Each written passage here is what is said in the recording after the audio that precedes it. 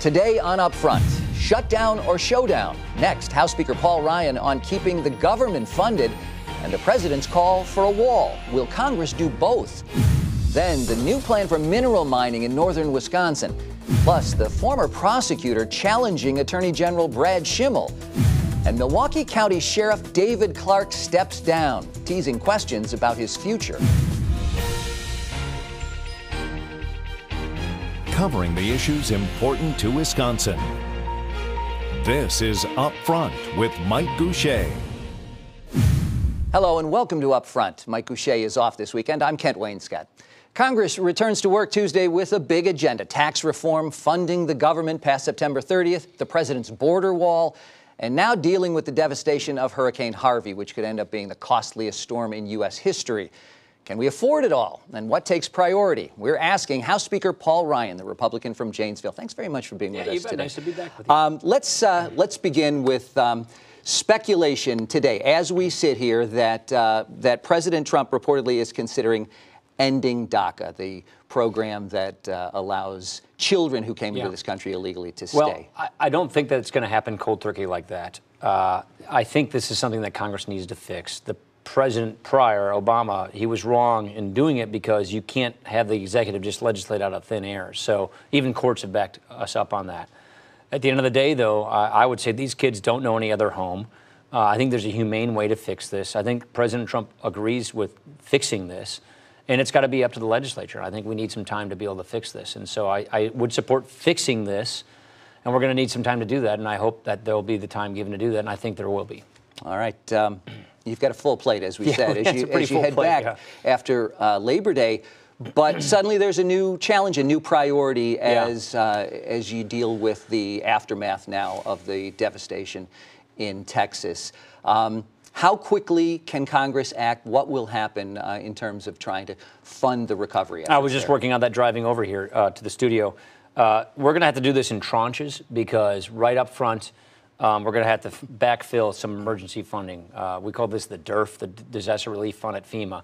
We've got to make sure that the money's still there for the FEMA emergency response, and that cash is draining fairly quickly. So we will step in very quickly to deal with that, but we will not be close to a near total estimate as to what is going to be needed. So we're going to have to do this in a few stages, and so we're prepared to do that. We're prepared to act very quickly to make sure that the immediate emergency funding is there. And then we're going to have to keep doing the assessments and probably have to do one or two more bills just to address to this. This is pretty unprecedented. 50 inches of rain. I've been speaking with members of Congress, Republicans and Democrats in the Houston area, in the Louisiana border area. This is something that we've never seen before. So it's going to require probably a pretty unprecedented response at all levels of government. I'm pretty darn impressed with our state.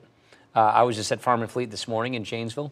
In conjunction with the J.J. Watt Foundation, we got just people coming out of the woodwork, bringing supplies to send down to Harvey. Wisconsinites are stepping up. Americans are stepping up. It's a really pretty impressive thing to see. And yes, Congress will step up as well and make sure that the resources are there. And as you see perhaps the price tag continue to rise in the weeks ahead, it raises a question of priorities for a lot of people.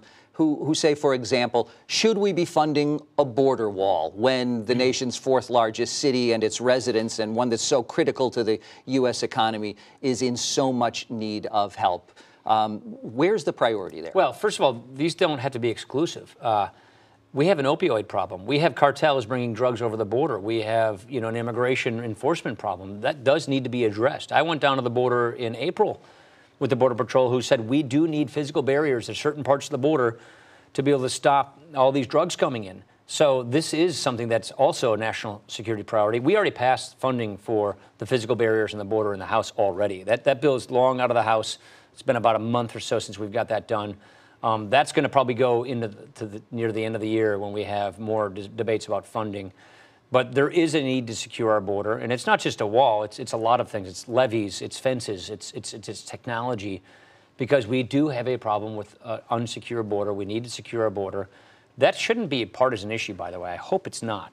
And that's something that does need to be addressed, because without having a secure border, that costs us a lot as well. It costs us in crime, it costs us in drugs, it costs us in the lack of the rule of law being enforced.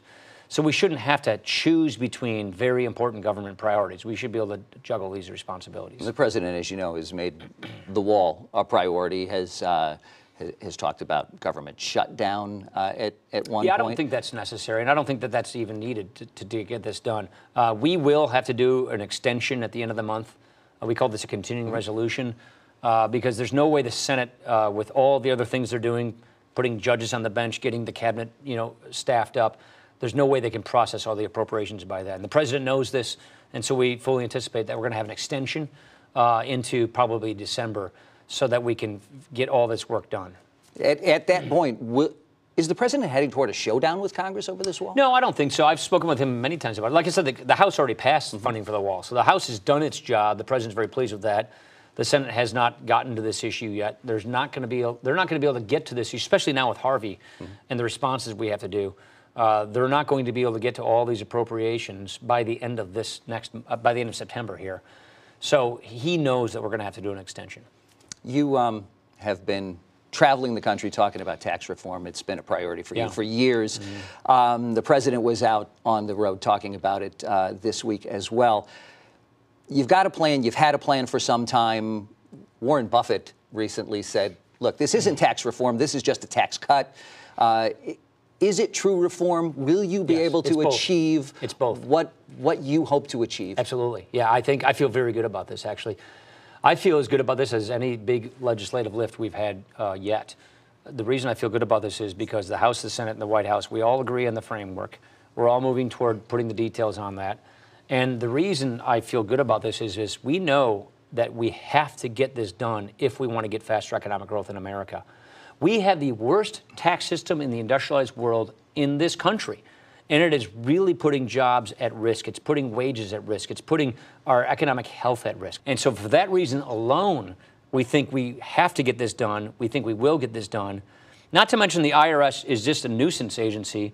And by having tax reform for families and individuals, simplifying the tax code, cleaning it up, making it simple to comply with. You can do your taxes on a postcard under our reform. We think that's something that families need. We think that will help families. We think it will help bring people needed tax relief. And we think it will help us get to 3% economic growth, which we have not seen since before the last recession. You've argued it's common sense, a no-brainer. Total common sense. Why has it been such a hard sell? Because special interests usually trump the general interests. And that's going to be a fight we're going to have. I got to tell you, the reason this hasn't been done since 1986 is because the special interests have these loopholes and carve-outs in the tax code that are unique for them. They have always succeeded in stopping Congress from cleaning out this system. It is time we clean out this system. And I really do believe that people are beginning to realize that the general interest here must prevail over the special interests if we're going to clean this system up and have a healthier economy, more take-home pay, faster economic growth, which gets us better standard of living, higher wages. You can't get that without tax reform in this day and age. House Speaker Paul Ryan, thank you very much for taking some time. Appreciate you being here today. And we're making my entire interview with Speaker Paul Ryan available on our website, the Upfront section of WISN.com, where we're talking about President Trump and how he and the Speaker spar sometimes. Later on Upfront, a challenge for Wisconsin's Attorney General. We'll meet the former prosecutor seeking the AG's job in 2018. But first, repealing the mining moratorium. We'll hear the argument for mineral mining in northern Wisconsin when Upfront continues. Upfront with Mike Goucher, brought to you by the American Transmission Company and the Wisconsin Corn Growers Association.